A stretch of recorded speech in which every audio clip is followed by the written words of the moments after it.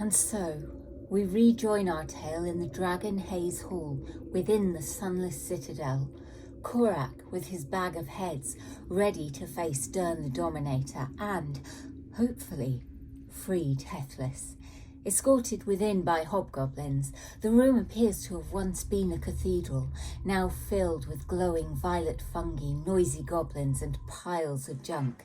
Let's just say they won't be getting much on cash in the attic anytime soon. The mess and debris made it difficult underfoot. Tethlis was chained, the end held by Durg the Dominator. He jerked on the chain, hauling Tethlis up as the goblin drumbeats grew louder. Tethlis, unable to remember the safe word, shouted in panic, "Oklahoma!" I quickly grabbed Korac round the waist and sang to him to inspire him. "I see you, Korac. Wildnet X. Wildnet X. Wildnet X." I tried to see how Tethlis was chained, but in the dim light I wasn't able to make out anything clearly enough to try any mage hand trickery. Elrohir noticed a goblin dressed in more expensive clothing standing at the back of the room, trying to keep out of sight. He waited, ready to load an arrow. I moved forward slightly, making sure to appear deferential. It was then Korac's turn to begin an attempt to parley. He started by asking, "Are you Durg the Denominator?" Durg, angered, told Korac that the price had now doubled to buy Tethlis's freedom. Korac responded by tossing the bag of goblin heads to the ground in front of him. Durg bent down to pull out one of the goblin heads, beautifully made up by me.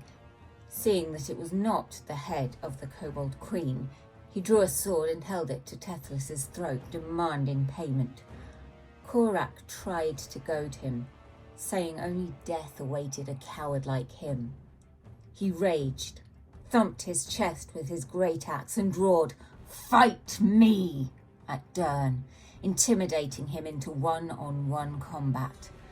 Durg threw Tethlis aside, sending him flying prone on the floor, beckoning to Korac to bring it on.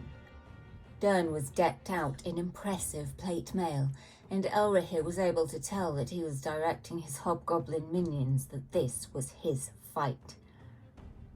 As one of them approached, Elrohir drew an arrow, whispering to it and causing it to glow a little before firing it, and watching as it bounced off the armour, casting Hunter's Mark upon him. Korac then took his first attack against Durg with his great axe, inflicting 16 points of damage, but Durg was quick to strike back with his sword, but only doing 4. Tethlis attempted to get up and move over to Elrohir, given that he had no weapons or armour. A natural 20 enabled him to avoid a spring-loaded trap on the floor and give further inspiration to Korac as he witnessed his compatriot breaking free. Tethlis tried to move as a goblin ran up and began tugging on the chain, pulling him back. Unable to get a clear shot at the goblin, I instead looked for the goblin leader, spotting her and her pet rat. There was nothing I could do for the moment, so decided to bide my time and see how things unfolded. Looking around, Gergus was able to spot the goblin who was trying to grab onto Tethlis.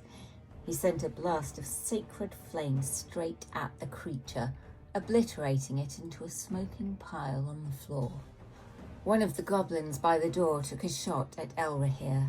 He moved and shot at one of 2 hobgoblins wielding a spear, doing 16 points of damage. He aimed for a vulnerable point in the armour, finding a sliver of exposed neck into which he fired the killing blow. He moved closer to flank as the goblins began to flee through a northern door, managing to avoid any bear traps. Korac, still raging, took another swipe at Durg, rending his armour as he collapsed to the floor. He then turned to look for the Goblin Queen, but the goblins scrambling over each other made it impossible for him to pick her out.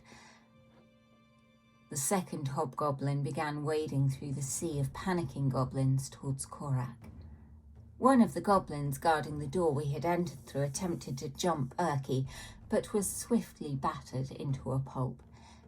The goblin hag-mother began to run, disappearing into the crowd. Tethlis tried to find a way to break the chains still binding him, but they were surprisingly well made. He made his way to search the body of Dern, avoiding the bear traps, finding the key, and finally freeing himself. I attempted to send a message to the hag-mother to inform her that we are trying to help, and she replied in common that if we kill the hobgoblin, then they will be willing to have a discussion. I relayed this to the group in Elvish. Gergus, being unable to speak Elvish, made his way to Tethlis and cast Cure Wounds on him. Elrohir moved to try to take a shot at another goblin, moving his hunter's mark to the new foe. Again, he killed it in a single shot. Korac gave chase to the hobgoblin, now trying to flee through a northern door, and Erky was wounded by an attack from one of the goblins by the door through which we had entered, but managed to almost kill him with a blast of his sacred flame. I sent a message to Meepo to bring in the kobold reinforcements to take back the citadel, and he responded with, "It's time to roll." Gergus cast light on his warhammer to illuminate the cavernous room. The common goblins had almost cleared out completely. Korac decided not to pursue the fleeing hobgoblin for the moment, whilst Elrohir looted the corpse of the hobgoblin that he'd killed. Finding little of interest, he then made his way to the pile of rubbish, ready to see who, or what, was within.